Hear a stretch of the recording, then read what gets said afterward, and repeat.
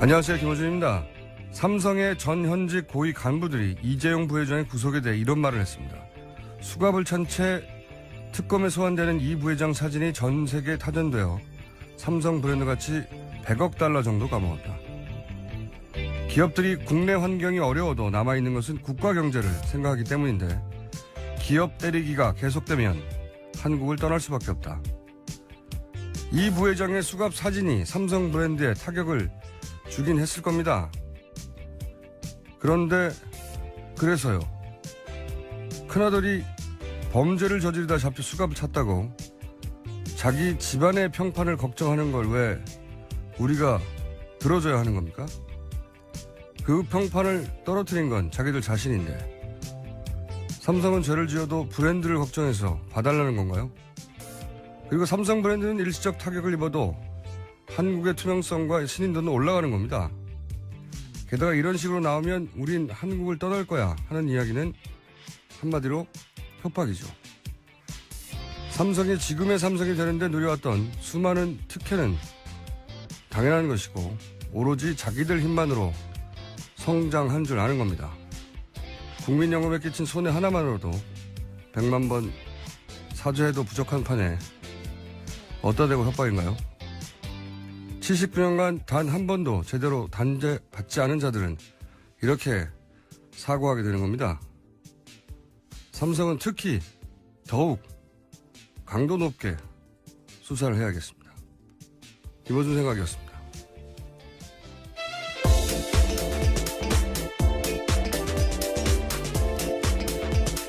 시사인의 김은지입니다. 네. 몰랐는데 어젠가 그저께인가 삼성의 전현직 간부들이 이렇게 우아하게 협박을 하셨더라고요. 떠날 거라고. 그리고 자기들은 봐달라고 하는 얘기 같아요. 네, 브랜드 가치가 떨어지니까. 브랜드 가치를 애초에 훼손한 게 누군지를 스스로 좀 되돌아봐야 될 것 같습니다. 그러니까요. 예, 뇌물을 주는 회사라는 이미지를 스스로 만든 건데요. 이렇게 79년간 무슨 일을 해도 한 번도 구속되거나 하는 일이 없으니까 이렇게 사고하게 되는 거죠. 예, 네. 점점 더 대담해졌던 것 같습니다. 과거의 잘못을 제대로 못 잡아서. 네, 협박이란 말이죠. 협박. 예. 네. 우리 떠난다. 네. 어디다 대고 협박이냐 이런 말을 하고 싶고요. 자, 헌재가 이제 막바지를 향해 달려가고 있기 때문에 헌재 관련 소식들이 몇 가지 있죠. 예. 네, 헌법재판소가 3월 초에 선고한다라는 의지를 재확인했습니다. 다음 달 13일 이전에는 결론 짓겠다라는 뜻을 보인 건데요. 다만 24일로 예정된 최종 변론 기일에 대해서는 확정을 짓진 않았습니다. 이때 이제 대통령이 나오냐 마느냐 얘기도 그렇죠. 예. 있기 때문에 대통령이 나온다 안 나온다 얘기가 있으면 이제 확정을 짓겠죠. 네. 대통령이 나올 경우에 이제 질문을 받지 않겠다에 대해서도 이정미 권한대행이 확실하게 못을 박았죠. 네. 네, 그렇습니다. 피청구인 그러니까 대통령이요. 출석할 때는 신문이 가능하다라고 말하면서요. 질문에 적극 답변하는 게 박 대통령에게 도움된다. 이렇게 이야기한 겁니다. 그렇게 되니까요. 이중한 변호사는 이렇게까지 반발했는데요. 대통령이 법정에 나와서 신문 받는 게 국가 품격을 위해 좋겠냐라는 이야기까지 했습니다. 국가 품격을 그렇게 걱정하는 사람이었으면 이렇게 하지 말았어야죠. 예, 뇌물죄까지 지금 거론되고 있죠, 대통령은. 예, 신문을 안 받겠다는 생각인 것 같고요. 제 생각에는 나오더라도 신문을 받게 되면 답을 안 하거나 퇴장하거나 혹은 신문을 받느니 안 받느니 가지고 날짜를 계속 미루거나, 네. 처음에 받겠다고 해서 날짜를 줬더니 안 받겠다고 했다가 또다시 받겠다고 했다가 어떻게든 이제 지연하려고는 이때까지 해왔듯이 그런 전략을 구사하지 않겠는가. 그냥 대통령이 나오든 안 나오든 날짜를 확정해야 한다고 봅니다. 이제는 이제 여유가 없거든요.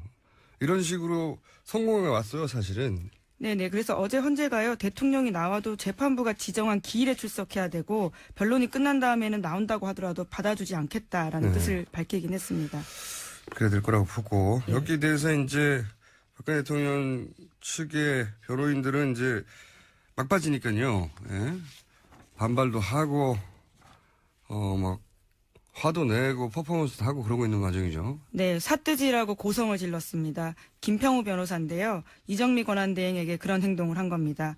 변론 막바지에 변론 준비했다 이렇게 말하면서 갑자기 일어났습니다. 그러자 이정미 권한대행이 어떤 내용이냐라고 그 취지를 계속 물었는데요. 거기에 대해서 답하지는 않고 본인이 당뇨가 있으니까 점심 먹고 하자 이런 식으로 계속 동문서답한 겁니다. 그러자 이정미 권한대행이요. 그런 식으로 계속 취지를 말씀하지 않으시면 안 된다라고 하니까 그러면 점심 못 먹더라도 지금 하겠다 이렇게 또 딴 말을 한 거죠. 그래서 결국은 재판부가 모두 퇴정했습니다. 네, 원래 이제 오후 일정이 있었는데 취소되자 이런 말을 한 거거든요. 네, 그러니까 증인들이 나오지 않았거든요. 건강상 이유를. 네, 김국진 전 실장이었습니다. 그 증인들은 이제 대통령 측에서 박근혜 대통령 측에서 부른 증인들인데 그렇죠. 안 나오는 게 한두 번이 아니죠. 네, 이런 식으로 해서 계속 회차를 넘겨갔는데 이제 오후가 없다고 하자 이분이 나선 거죠. 또다시 시간 지연을 시키기 위해서 좀 신선했어요. 당뇨. 당뇨. 예, 예. 예. 신선한 지연술 처음 나오는 거. 자신의 지병을 초계와 같이 던지는 이런 당뇨 지연술은 처음 등장했는데, 근데 이게 또 말이 안 되니까, 말이 안 되는 게, 이제 당뇨가 있어서 밥 먹고 해야 되겠다고, 이렇게 말했다가, 그렇게 무슨 말씀을 하려고 하는 거냐라고 예, 물으니까. 그렇죠. 계속 요지를 물어야 예, 되죠. 그러니까 예. 이제 아직 무슨 말을 할지 결정이 안 된 상태인 거죠, 머릿속에. 그래서, 그러면 지금 하겠다고 그냥 밥 안 먹고, 더 할 말이 있다고 할 때 지금은 당장 못 하는 이유가 이제 밥을 먹어야 한다는 거였는데, 네, 당뇨가 있으셔서. 예, 예, 예. 근데 밥을 그렇게 못 하겠다가 하니까 이제 밥을 안 먹어도 좋다고 애초에 이유가 사라져 버린 거죠. 당뇨가 순식간에 치료된 겁니다. 재밌는 분들입니다. 자,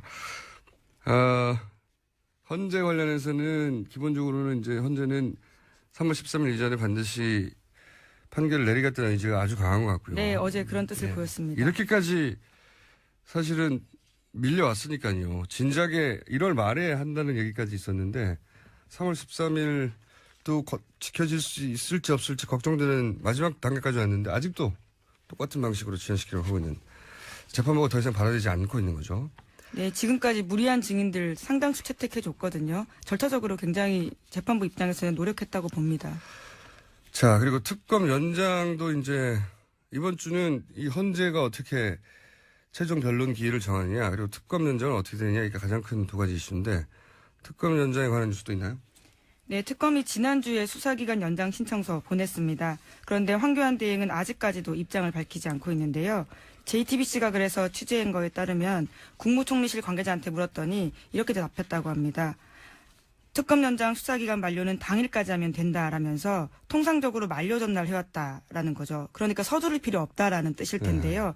하지만 이 보도에 따르면 총리실의 주장과는 달리 과거 특검 가운데는 상당수가 일주일 전까지 연장 여부를 통보해줬다라고 합니다. 당연하죠. 이제 특검이 끝나기 전에 마무리를 해야 될 거 아닙니까? 당연히. 근데 이제 여기 황교안 대행 측에서는 만료 당일까지만 하면 된다는 말도 안 되는 얘기를 하는 걸로 보아 안 한다는 거죠. 뭐 안 한다는 전망은 누구나 할 수 있는 거였는데 제가 이제 궁금한 것은 안 하는 건 안 하는 건데 당연히 오로지 궁금한 것은 무슨 이유를 들어서 안 할 것인가. 예.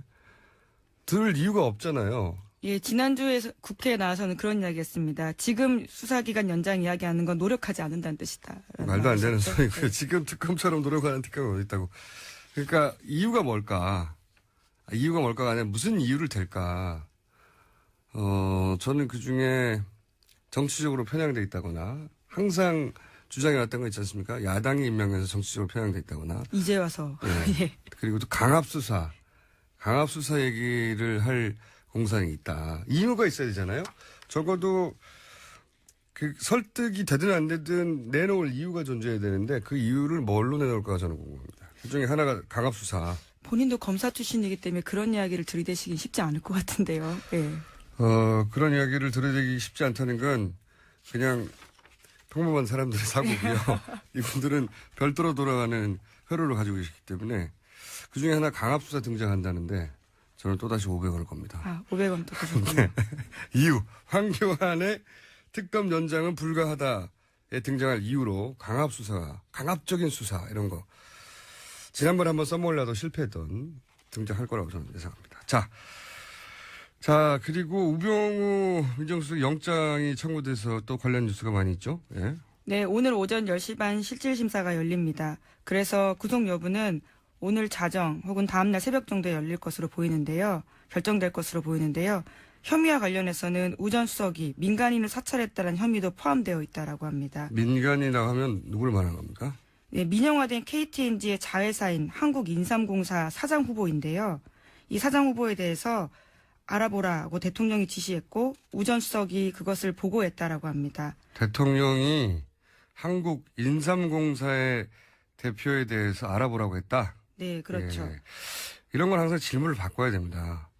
최순실 씨가 한국인삼공사에서 무슨 이권을 받는가? 이렇게 질문을 바꿔야 되죠. 아니 대통령이 한국인삼공사 더구나 민영화된 정관장 여기 만드는 것이죠. 아마도? 예, 그렇습니다. 그 제품 2002년에 민영화되었습니다. 여기서 무슨 이권을 받길래 대통령의 입을 통해서 이 민간 기업의 민영화된 기업의 대표를 사찰해서 정보를 수집하라고 했느냐. 무슨 이권을 본 거예요. 예. 무슨 이권을 봐서 어떻게 하라고 했는지는 아직 나오지 않은 건데 여하간 이런 식으로 이제 민영화된 회사들의 사장 후보들에서 알아보라고 했다. 예. 민정을 통해서 알아보라고 한 거죠. 또 네. 당연히. 이것이 직권남용이라는 얘기인 것 같고 또 알아보라는 사람이 있습니까? 네, 이번에는 또 외교부로 가는데요. 2015년 메르스 사태로 중국 관광객이 줄자 법무부가 비자 발급 수수료를 면제하는 조치를 1년간 연장했습니다. 그런데 외교부가 이것은 좀 앞으로 자기네들과 협의해달라라고 법무부에 공문을 보내면서 청와대도 같이 보내거든요. 당연한 공문이네요. 네. 네. 네. 그런데 이게 항명이라고 판단하면서요. 항명. 예. 네.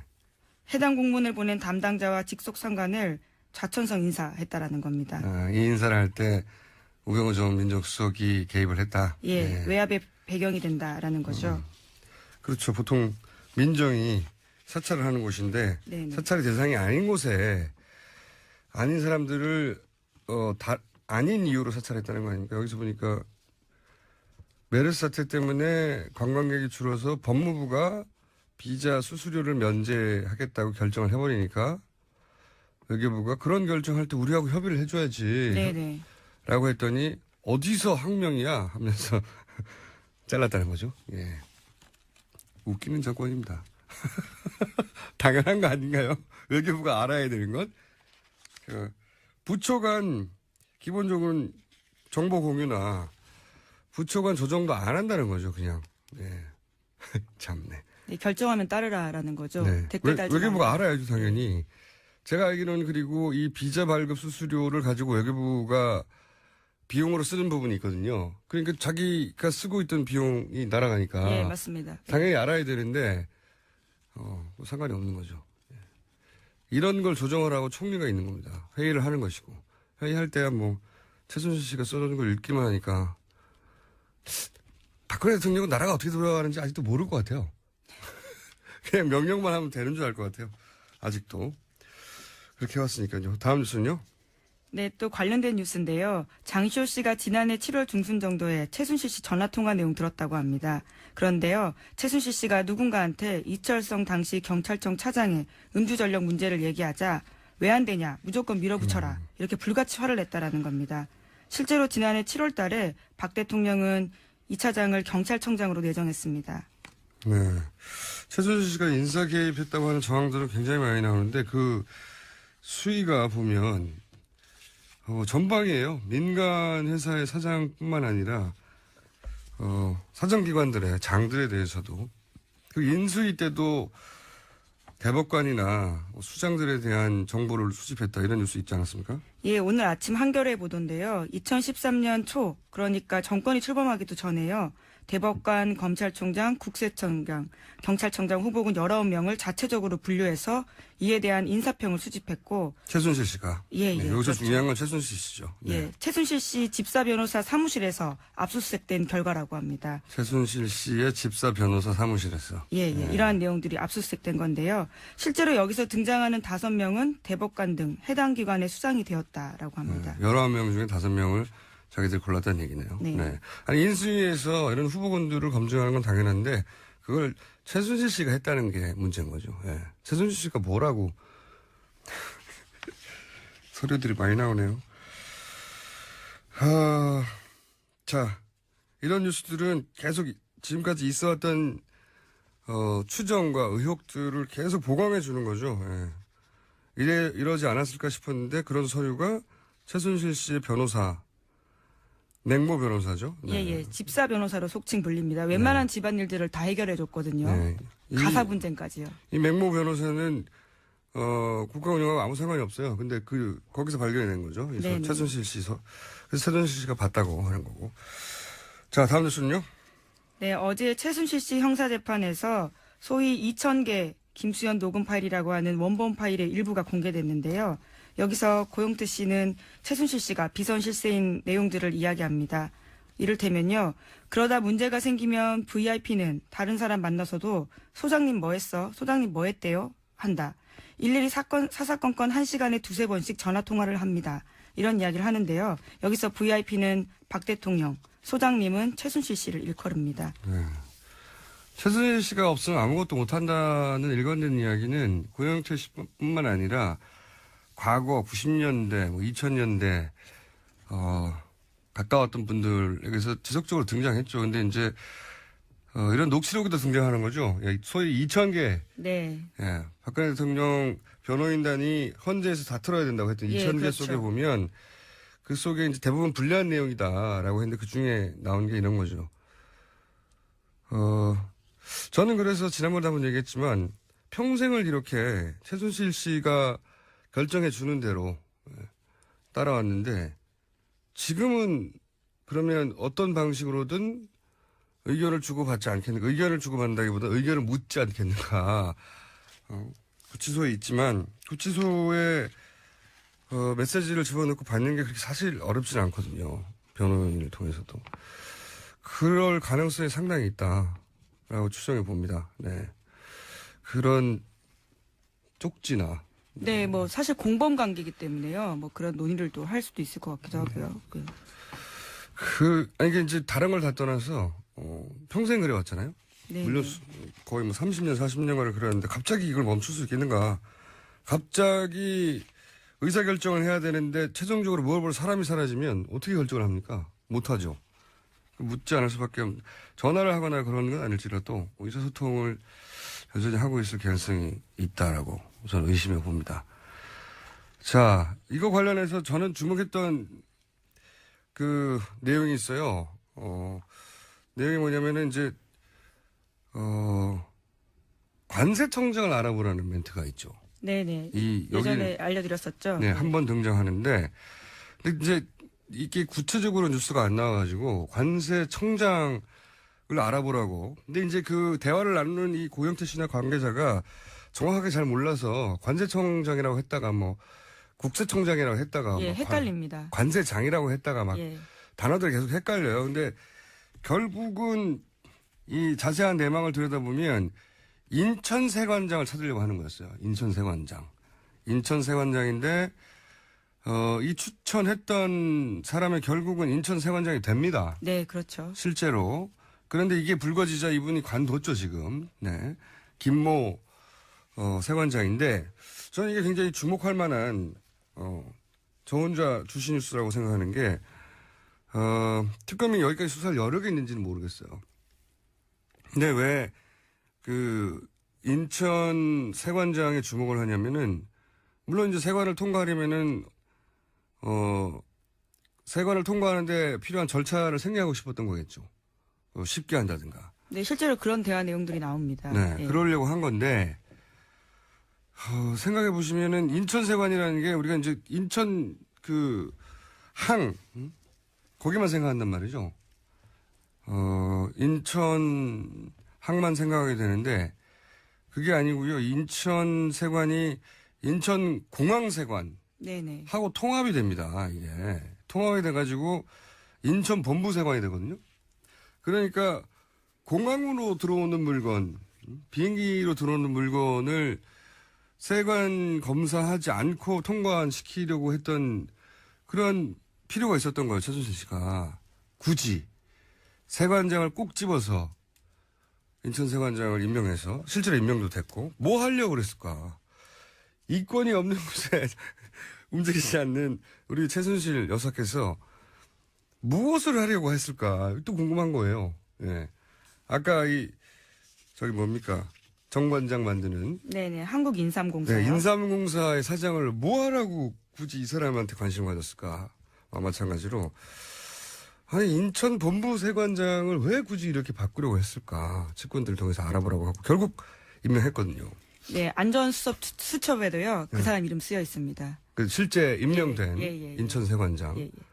그분이 무슨 역할을 했는가 대단히 궁금합니다. 여기까지 특검 수사 가야 되는데 특검 연장이 안 되면 이런 거 다 묻히는 거예요. 네. 실제 최동욱 검찰총장도 이게 본인의 경험상 30%도 안 됐다라고 했고 고영태 씨도 아직 이 수사가 3분의 1도 안 된 거로 자기가 아는 것과 관련해서 아직 안 나온 게 많다는 거죠. 네네.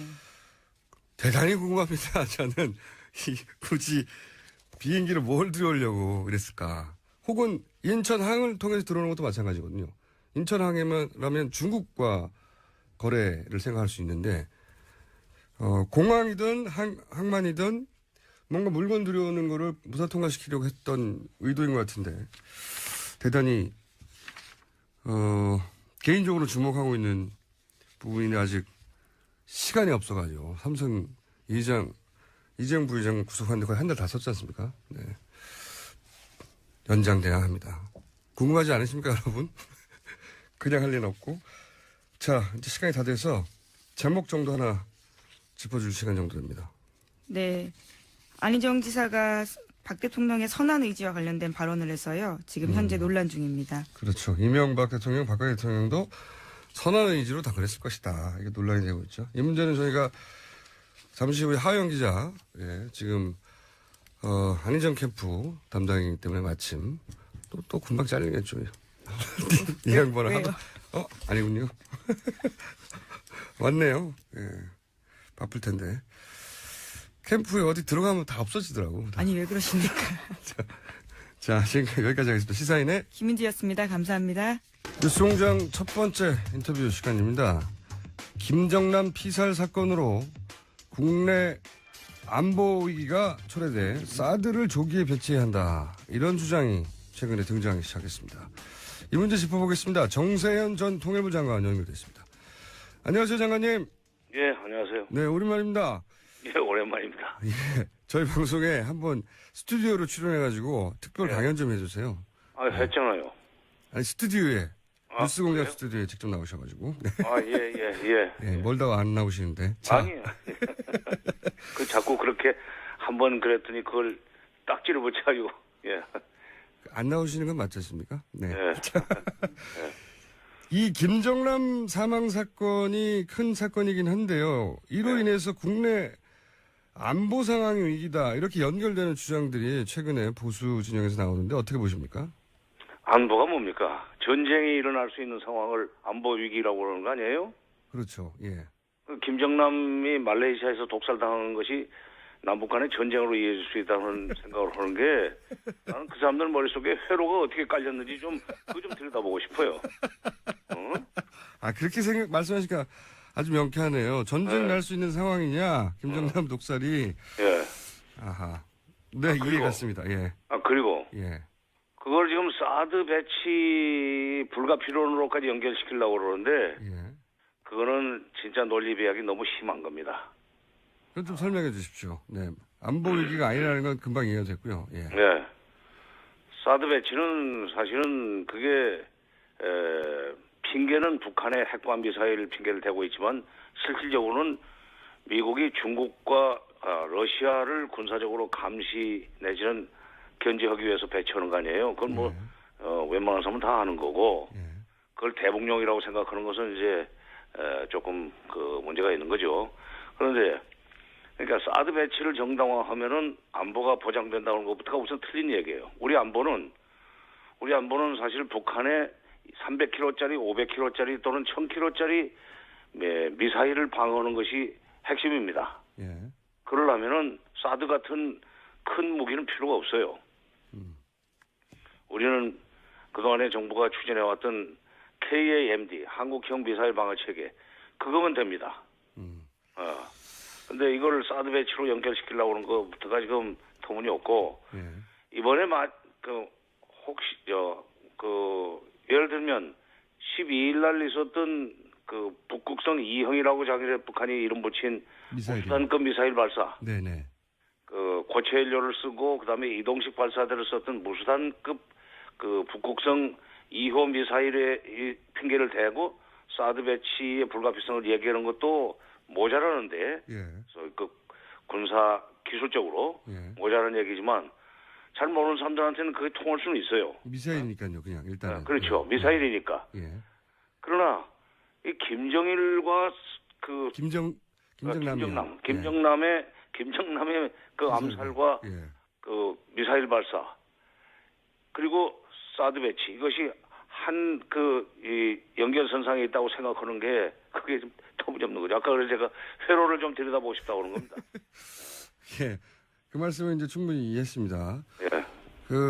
이 김정남 피살 사건 배후에 북한이 있는 것만은 분명해 보이는데요. 그 외에, 부자연스러운 부분도 없진 않은데 북한이 배후에 있는 것만은 분명해 보입니다. 그런데, 이 김정남 사망 사건이 지금 사실 대선 전국인데요. 조기 대선이든 아니든 올해가 대선 전국인 건 틀림없는데 이 대선 전국에서 모종의 변수가 될 수 있을까요? 그렇게 만들고 싶어 하는 것 같아요. 지금 보수 쪽에서는 그리고 현 정부에서는 그렇게 만들고 싶어 하는 것 같아요. 근데 이제 이런 그 식의 그 부품머리 가지고는 대선에서 이슈화되기 어렵지 않겠는가. 우리 국민들이 지금 이번 촛불 집회를 그렇게 평화적으로 운영하고 관리하는 걸 보십시오. 얼마나 의식 수준이 높아졌는지. 이게 지금 과거에 60년대 그 국민들의 일종의 그 정세관이라든가 이런 차원에서는 그런 수준에서는 아마 몇 개 들어갈 수 있겠지만 이 사람들은 좀 타임머신을 타고 가서 무슨 정부에서 이러는 것 같아요. 60년대로 돌아가가지고 지금은 안 됩니다. 이걸 가지고 북풍머리를 하려고 하면 아마 오히려 역풍이 더 세게 불 겁니다. 그 관련한 여론조사도 저희가 이제 3부에서 다뤄볼 예정인데 정말 이 이슈가 국내 여론 지형에 영향을 줬는지 한번 따져볼 생각인데 예. 북한이 이제 한 가지 추가적으로 더 질문드리자면 북한이 이제 김정남 그 피살의 배후에 있는 건 분명해 보이는데 그 북한이 이 시점에 왜 김정남을 이런 식으로 암살했을까요? 저는 작년부터 우리나라에서는 군사훈련할 때 5029라고 그래서 김정을 무슨 암살이라고 그럴까? 그 계획을 참수 작전 하겠다는 얘기도 했었고, 예. 금년에 미국에서 이제 새 정부가 출범하면서 상원에서 여러 가지 하원에서 무슨 여러 가지 대북 정책과 관련된 발언들이 나오지 않았어요? 네네. 선제 타격론, 네네. 그다음에 김정은 암살론, 예. 그다음에 정권 교체론 이런 얘기가 나오고 그러니까 그런데다가 지금 김정남을 망명정부의 수반으로 세우려고 하는 해외 탈북자들이 있다는 거 아닙니까? 네네. 이런 것들이 김정은으로 하여금 굉장히 불안하게 만들었을 거예요. 그러려면 네. 화근을 없애야 된다. 물론 이미 5년 전에 스탠딩 오더로 내려놨다고 그러지만 이 시점을 지금 빨리 이렇게 채택한 것은 최근에 미국 내에서 나오는 김정은 암살론, 정권교체론 또는 해외 탈북자들의 김정은을 수반으로 하는 망명정부 수립론 이런 등등이 타이밍을 좀 앞당기게 만들지 않았나 생각이 듭니다. 그러니까 지금 권력 교체기가 아님에도 불구하고 트럼프 행정부가 들어서면서 북한에서 불안해했을 요인들이 존재한다 이렇게 보시는 거군요. 그렇죠. 예. 그러면 지금 방금 말씀하신 트럼프 행정부의 대북 정책은 어떻게 지켜보고 계십니까? 대북 정책이 뭐랄까요? 일관되게 트럼프 정책 전부가 그렇긴 합니다만 일관되게 뭐가 나오진 않는 것 같은데요. 트럼프 정부의 대북 정책은 아직은 나오지는 않았죠. 아예 나오지도 않은 거죠. 전체적인 이 판이 짜여지진 않았습니다. 그러나 일부만 나왔어요. 일부만. 예를 들면 하원에서 뭐 김정은 암살론 뭐 이런 얘기까지 나오지만 네.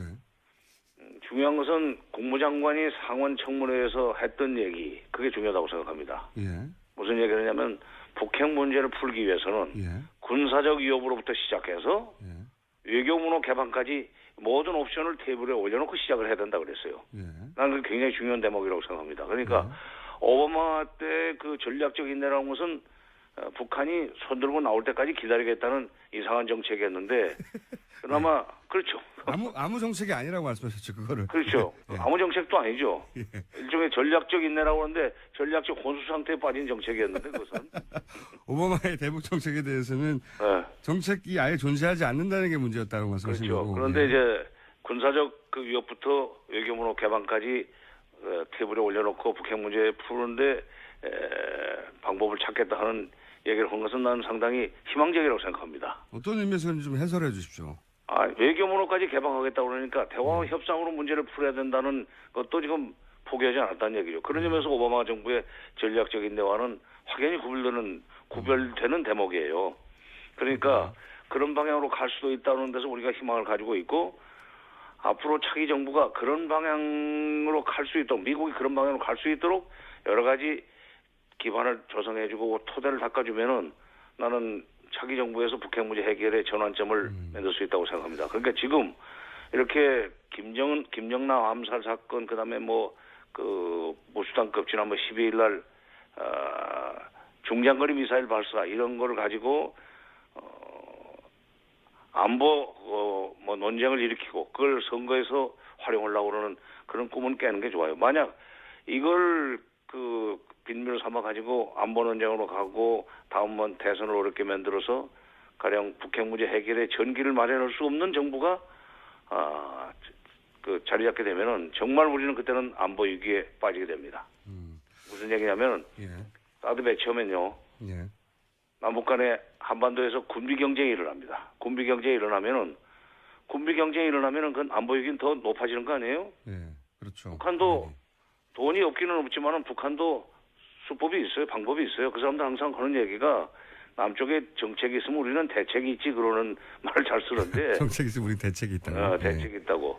그런데 그 사람들이 이미 가지고 있는 장사정 보라든지 방사포 같은 것은 미사일과는 또 다른 유력을 가지고 있습니다. 예. 사정거리는 짧지만 남한을 타격하는 데는 부족함이 없죠. 그 사람들이 이미 94년에 얘기했던 대로 불바다를 만들 수 있는 힘을 가지고 있잖아요. 이런 것을 막는 계획을 세워야지. 이거 사드 갖다 놔가지고 오히려 사드로 저쪽을 막겠다고 하면 그 사람들은 300km, 500km짜리 미사일을 쏠 거예요. 예. 그거 가지고 우리를 이겨볼 겁니다. 쏜다기보다는. 네. 그럴 경우에 대책은 없잖아요. 사드 가지고는. 안 됩니다. 사드는 300km, 500km짜리는 상대하는 그게 아니고 대륙간 탄도탄을 상대하는 무기체계 아닙니까? 그렇죠. 미국으로 날아가는 미사일을 그렇죠. 막는 거죠. 우리가 북한이 왜 우리를 남쪽을 상대로 해서 그 비싼 무기인 ICBM 대륙간 탄도미사일을 쏘겠어요. 300km, 500km짜리 수턱에 있고 평양에서 서울까지 200km밖에 안 돼요. 예. 이번에 그 미사일 쏜 방현이라는 데서 부산까지도 한 600km, 700km 정도밖에 안 됩니다. 그러니까 그런 미사일이 수턱에 많이 있는데 왜 이 만 킬로 나가는 걸 쏘는 걸 막는 사드를 우리나라에 갖다 놔야 된다고 억지를 부르냐 이거예요. 그 문제는 잘 알겠고요. 그건 사드 문제를 저희가 또 다룰 때 한번 집중적으로 다루겠고 지금 이제 마지막으로 제가 정리해서 질문드릴 내용이 이제 트럼프 관련해서 트럼프가 이제 군사적인 압박뿐만 아니라 외교 문호도 완전히 개방하는 것까지 테이블 위에 올려놔야 된다. 이 태도 자체가 오바마의 이제 전략적 인내라고 북한이 스스로 개방할 때까지 기다리는 것보다 훨씬 낫다고 하시는 거 아니겠습니까? 예.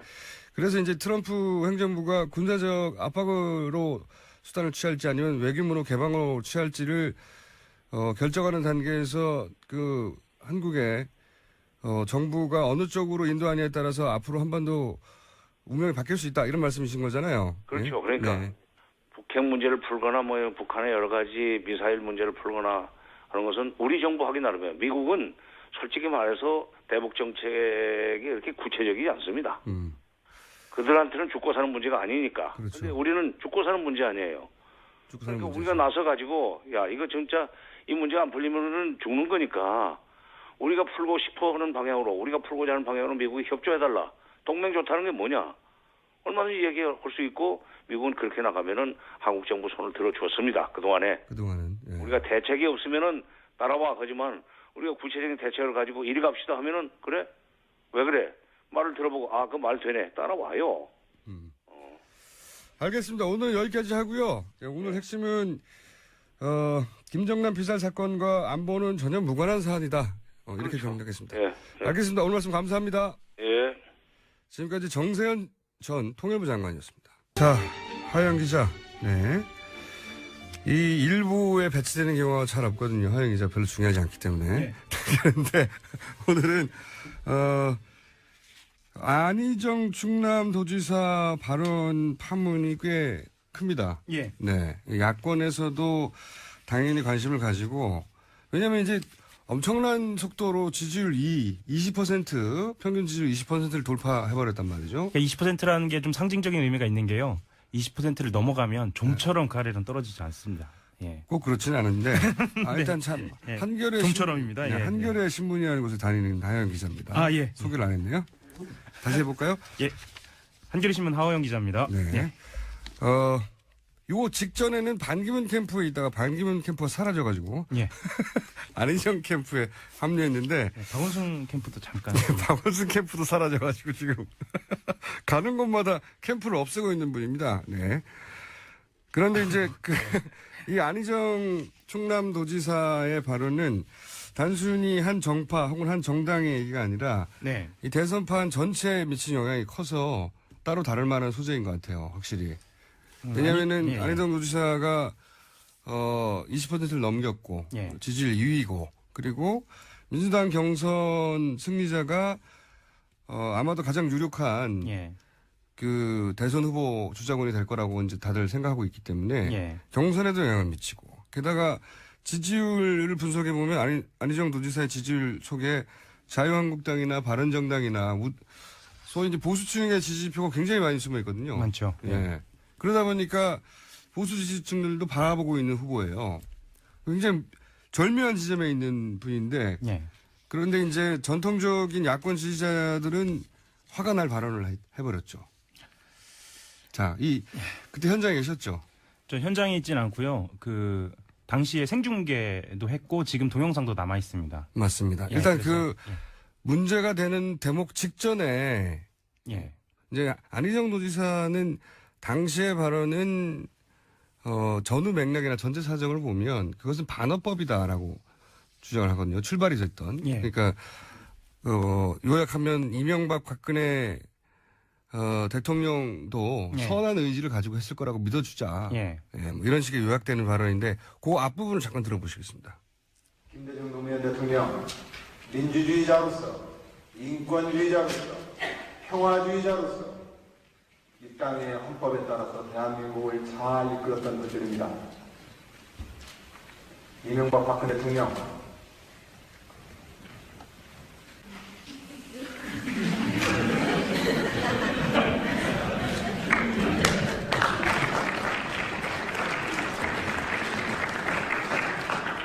그분들도 선한 의지로 우리 없는 사람들과 국민들을 위해서 좋은 정치 하시려고 했습니다.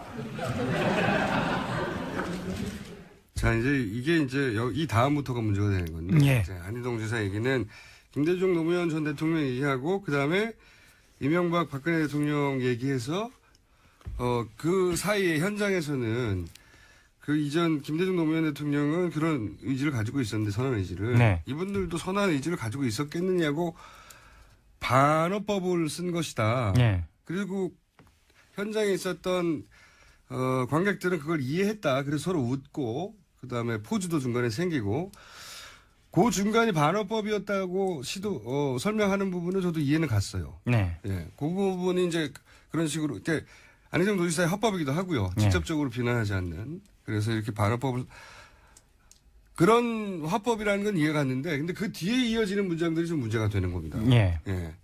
그러니까 그 뒤에서 이제 미르 K 스포츠 재단 또한 예. 평창 동계올림픽을 위해 선한 의지를 갖고 만들었다라는 방식으로 얘기를 하거든요. 예. 이 앞부분까지는 예. 듣고 보면 그런 반어법을 구사했다는 건 이해가 돼요. 납득이 예. 되는데 그 뒤에 등장하는 사례, 우리가 이제 전 국민의 관심을 가지고 있는 미르나 K스포츠도 선한 의지로 만들었을 거로 전제하고 받아들여야 된다. 이게 여기서부터 걸리기 시작하는 거죠. 예.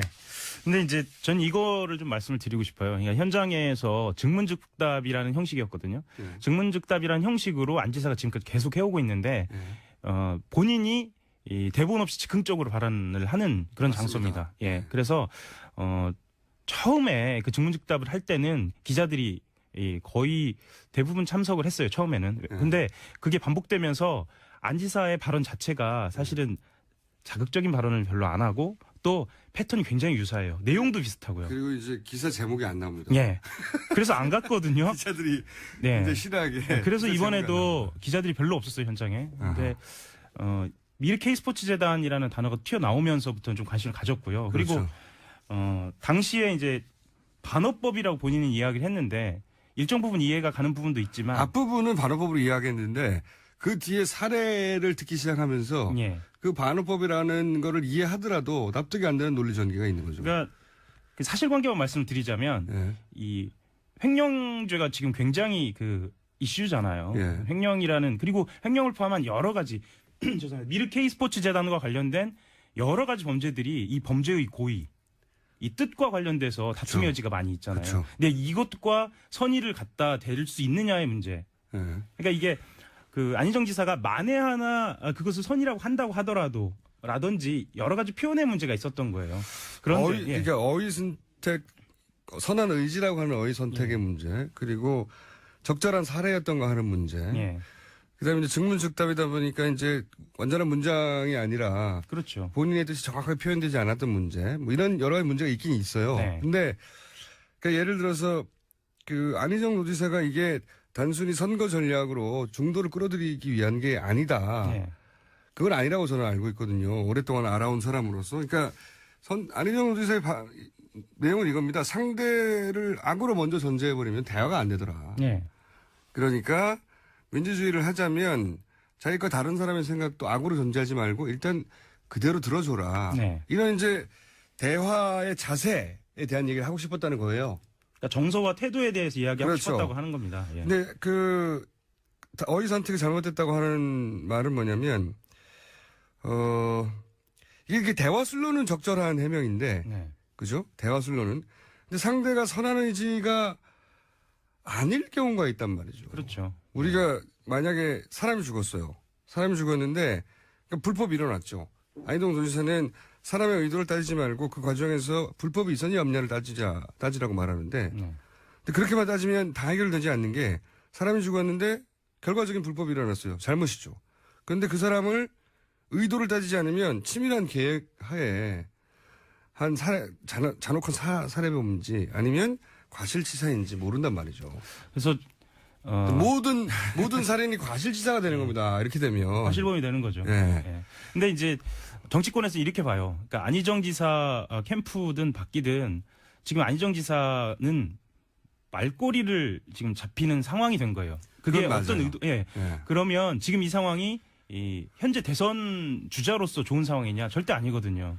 근데 본인이 좀 쉽게 생각하는 것 아닌가라는 판단이 드는 거예요. 왜냐하면 지금 상황에서 본인이 어젠다를 던지고 그것을 가지고 토론을 하는 상황이 되어야 하는데 만약에 이렇게 되면 자꾸 해명을 해야 돼요. 해명을 해야 되고 이게 말이 길어지거든요. 구질구질해지는 거고. 근데 이제 이런 착시도 있는 것 같습니다. 본인이 가지고 있던 어떤 대화술, 태도의 철학 예. 이것이 먹혔기 때문에 자기가 전략적으로 중도를 끌어오기 위해서 한 게 아니라 본인이 평소 가지고 있던 그 철학과 태도의 어떤 문제가 먹혀서 그 확장이 되고 지지율이 올라간다고 생각하는 부분이 있는 것 같아요. 그거에 대한 자기 확신이 좀 너무 강한 거 아니냐. 그러니까요. 예. 꼭 그렇지만은 않거든요. 예. 그런 부분이 없다고 할 수는 없지만 기본적으로 이제 보수 진영에서 문재인 대세론이 너무 확장될까봐 기본적으로 종편에서 밀어준 것도 있긴 있습니다. 그렇죠. 물론 그것도 전부는 아니죠. 그것처럼 안희정 도지사가 가지고 있던 평소에 상대방을 악으로 전제하면 안 된다. 우리는 대화할 때는 선한 의지를 인정해줘야 된다. 이 태도가 먹혀서 20%를 다 먹은 것도 아니거든요. 아닙니다. 예. 둘 다 아닌데, 거기에 착시가 있는 것 같은데, 캠프 내에서 분위기는 어때요? 캠프 내에서도 약간씩 갈려요. 겉으로는 캠프는 이렇게 얘기합니다. 전체 맥락을 보고 그날의 분위기를 보면 지금 문제 삼는 것은 과하다라고 이야기를 하는데 내부적으로 보면은 실제로 반어법을 구사할 만큼 평소에 그렇게 대화를 하느냐 아니면 반어법을 구사할 만큼의 어떤 유쾌함이나 명랑함이 있느냐라고 따져봤을 때는 좀 무리한, 그러니까 본인이 반어법이라고 얘기하기는 좀 무리했다라고 이야기를 하는 사람도 있고요. 사실 지금 내부적으로는 실수했다라고 얘기하고 그냥 털고 넘어가면 되지 않겠냐. 이렇게 깔끔하게 넘어가자는 사례를 잘못 들었다. 예. 사례를 잘못 들었다고 하면 저는 가장 좋았을 것 같은데, 그리고 이제 이게 억울한 점도 있을 수 있어요. 예. 본인의 합법이 실제 그렇고 실제 철학이 그렇단 말이죠. 예. 그런데 그걸 억울하다고만 할 게 아니라 이건 이제 누적된 겁니다. 갑자기 이런 발언이 나와서 갑자기 이런 발언으로 사람들이 이상하다고 생각한 게 아니라 그동안에 계속 조금씩 누적돼가지고 이상한데 하다가 이 사례를 통해서 역시 이상한 거였구나라고 생각하게 된 과정이 있단 말이죠. 그러니까 대연정이라든가 네. 사드 배치와 관련된 문제에 대해서 지금 한꺼번에 다시 논란이 되는 거죠. 그렇죠. 그 과거가 있었기 때문에 이 논란이 소위 말해서 그것은 반어법이라고 한 것이 그것만으로 먹히지 않게 되는 거죠. 그러니까 캠프도 되돌아볼 시점이 된 것 같아요. 지금은.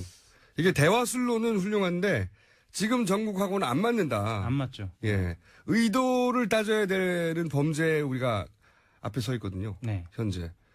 지금 헌재의 판결도 그러하고. 헌재도 그렇고요. 예. 이 의도를 특검도 빼고는 그렇고요. 예. 그러니까 의도를 빼고는 결과치만 가지고는 해설이 안 됩니다. 예. 하영 기자 또다시 일자리를 잃을지 그러지 않을 겁니다. 여기까지 하겠습니다. 하영 기자였습니다. 한결 허영이었습니다. 3부에서 뵙겠습니다.